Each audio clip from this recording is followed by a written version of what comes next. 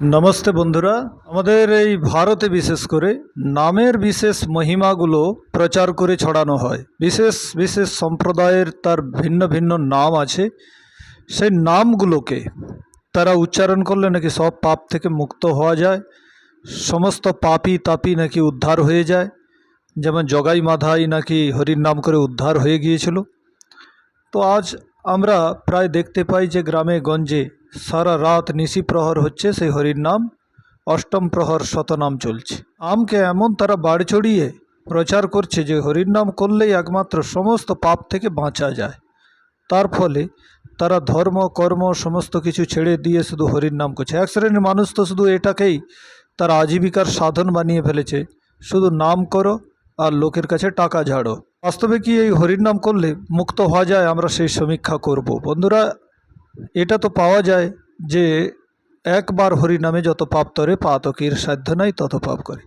পাপীর নাকি এত সাধ্য নাই যে সারা জীবন ভরে সে এত পাপ করে ফেলবে যেটা একবার হরিনামে ছাড়া পাওয়া যায়। ঠিক তেমনি ভক্তমাল গ্রন্থে ভক্তমাল তার পুত্রের নাম নারায়ণ রেখে দিয়েছিল। সে ভেবেছিল যে আমি যখন মারা যাব, তো মৃত্যুর আগে যখন ভগবানের নাম নিয়ে মরব তো মুক্ত হয়ে যাব। সে তার পুত্রের নাম নারায়ণ রেখে দেয়। আর যখন মরার সময় তার তৃষ্ণা পায়, বেটা নারায়ণ নারায়ণ তুই আয় জল নিয়ে, সে জল নিয়ে নাকি বাপকে দেয়। আর নারায়ণ উচ্চারণ করার ফলে দেবদূত পৌঁছে যায় আর সেদিকে যমদূত পৌঁছে যায়। যমদূত আর বিষ্ণুদূতের মধ্যে প্রচণ্ড লড়াই হয়, আর বিষ্ণুদূত নাকি বিজয়ী হয় এবং তাকে সাথে নিয়ে বৈকুণ্ঠে চলে যায়। এই ধরনের নামের মহিমাকে বাড় চড়িয়ে প্রস্তুত করার জন্য গল্পগুলো বানিয়েছে। এটা কিন্তু সত্য কাহিনী নয়। এ নামের মহিমা শুধু এরা বাড়িয়েছে সম্প্রদায়গুলো তা না, ভাগবত পুরাণের মধ্যেও আছে এই নামের মহিমা। সেখানে বলা হয়, স্তেন সুরাপ মিত্রদ্রুক ব্রহ্মা গুরুতল্পগহ স্ত্রীরাজ পিতৃগোহন্তাহ এ চ পাতকিনঃ পরে সর্বেষামপ্যঘবতমিদমেব সুনিষ্কৃতম নাম ব্যাহরণম বিষ্ণুর ইয়তস্তদ বিষয়ামতি। বলছে স্তেন মানে চোর, সুরাপ মানে যে মদ পান করে, মিত্রদ্রুক যে মিত্রের সাথে দ্রোহ করে, ব্রহ্মহা যে ব্রাহ্মণকে হত্যা করে, গুরুতল্পক মানে যে গুরু পত্নী গমন করে। এখানে ব্রহ্ম শব্দ অনেক অর্থে হয়। ব্রহ্ম মানে বেদ হতে পারে, তো বেদের মর্যাদাগুলো যে মেনে চলে না। স্ত্রী রাজ পিতৃগন্তা, যে স্ত্রী রাজা পিতা গরুকে হত্যা করে। সর্বেষামপ্যঘবতামিদমেব সুনিষ্কৃতম, এ সমস্ত প্রকার পাপ থেকে নাকি সুনিষ্কৃতির একটি রাস্তা আছে। সেটা কি? নাম ব্যাহরণম বিষ্ণুর ইয়তস্তদ বিষয়ামতি। বিষ্ণুর নাম যদি তুমি একবার নিয়ে নাও, সব পাপ থেকে তুমি মুক্ত হয়ে যাবে। তাহলে বন্ধুরা, যে সমস্ত সমাজের মধ্যে চিরাচরিত মান্যতাগুলো চলছে, বিভিন্ন সাম্প্রদায়িক মান্যতাগুলো, নামের মহিমাকে বাড় চড়িয়ে তারা প্রস্তুত করছে যে নাম করলেই যেন সব কিছু সিদ্ধ হয়ে যায়। তার ধর্মকর্ম সমস্ত কিছু ছেড়ে দিয়েছে। এক শ্রেণীর ব্যক্তি এটাকেই একটা ভিক্ষার সাধন তৈরি করে ফেলেছে। তারা নাম করছে আর ভিক্ষা মাগছে। তার ফলে কি হয়েছে? ভিখারি বেশি তৈরি হয়ে যাচ্ছে। সবাই একটা হাতে করে নামের পুটুল নিয়ে ঘুরছে আর ভিক মাগছে, মা গো চাল ডাল আলু কলাটা দিয়ে দাও। এইভাবে তাদের আজীবিকাগুলো চলছে। বন্ধুরা, কিন্তু বাস্তবে নাম করলে পাপ থেকে বাঁচা যায় না। যে কর্ম আমি করে ফেলেছি তার ফল আমাকে ভোগ করতেই হবে, এটাই বৈদিক সিদ্ধান্ত। কৃতম কর্ম শুভাশুভম অবশ্যমেব ভোক্তম, এটাও একটা পুরাণেরই উক্তি, কিন্তু বেদের মধ্যে একটি মন্ত্র আছে, ইদমাপ প্রবহত যৎকিঞ্চ দুরিতম ময়া যদ্বাহমপি দুদ্রোহ ইয়দ্বা শেপ উতান্ত্রিত। মহর্ষি দয়ানন্দ সরস্বতী এই বেদমন্ত্রটির অর্থ করতে গিয়ে তিনি বলছেন, যা আমরা পাপ বা পুণ্য কর্ম করি না কেন তার ফল অবশ্যই আমাদেরকে ভোগ করতে হয়। কর্মফল থেকে কখনো বাঁচা যায় না।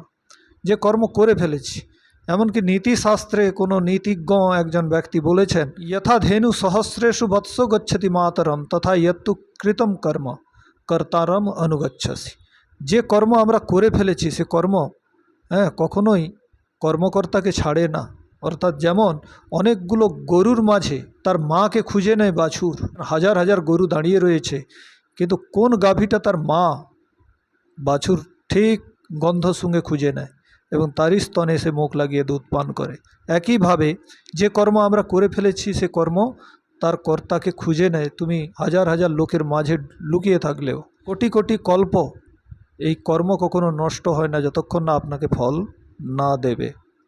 তার মানে ফল আপনাকে অবশ্যই ভোগ করতে হবে, ফল থেকে কখনো বাঁচা যায় না। তাহলে কোন ফল থেকে বাঁচা যায়? বৈদিক সিদ্ধান্ত বলছে, মহর্ষি পতঞ্জলি তার যোগ দর্শনে একটি সূত্র লিখে গেছেন তার জন্য, হেয়ম দুঃখম অনাগতম। অনাগত দুঃখ থেকে বাঁচা যায়। যে কর্ম এখনও আমি করিনি, যে পাপমূলক কর্ম যার ফল আগে আমি দুঃখদায়ী ফল রূপে পেতাম, কিন্তু সে কর্মটা এখনও করিনি, ভবিষ্যতে করতে পারি, তা থেকে বাঁচা যেতে পারে। আমি আমার আচরণকে বদলে সেই পাপ কর্ম থেকে বেঁচে যেতে পারি। যখন কর্ম থেকে বেঁচে যাব, ফল থেকেও বেঁচে যাব। কিন্তু যা করে ফেলেছি তার ফল আপনাকে অবশ্যই ভোগ করতে হবে। এটাই বৈদিক সিদ্ধান্ত বন্ধুরা। তাই বৈদিক সিদ্ধান্তকে স্বীকার করুন, বৈদিক সিদ্ধান্তকে গ্রহণ করুন, মেনে চলুন। তাহলে দেশে পাপীর সংখ্যা বাড়বে না, অপরাধমূলক ঘটনাগুলো কম ঘটবে। কারণ কেউ তো ভয় পাবে না, সবাই যখন নাম করে পাপ থেকে ছাড়া পেয়ে যাবে, লুকিয়ে পাপ করবে। কেবল সরকারের চোখে ফাঁকি দিলেই হলো।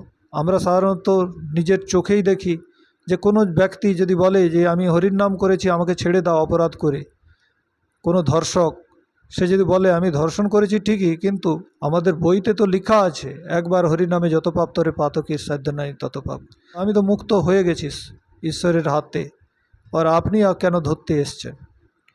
পুলিশ কি তখন তাকে ছেড়ে চলে যাবে? সিপাহী তাকে ছেড়ে চলে যাবে? তাকে ধরে নিয়ে যায়, অ্যারেস্ট করে। তাহলে ঈশ্বর কী করে ছেড়ে দেবে? ঈশ্বর তো পরম ন্যায়কারী, তিনি তো অন্তর্যামী হয়েও তিনি অন্তরের কর্মকে জানেন। আর একজন ব্যক্তি তার পুত্রের নাম রেখেছে নারায়ণ, সে কি জানে না ভাই এ পুত্রকে ডাকছে মৃত্যুর সময়ে, না আমাকে ডাকছে? সে তো অন্তর্যামী হয়েই জানে।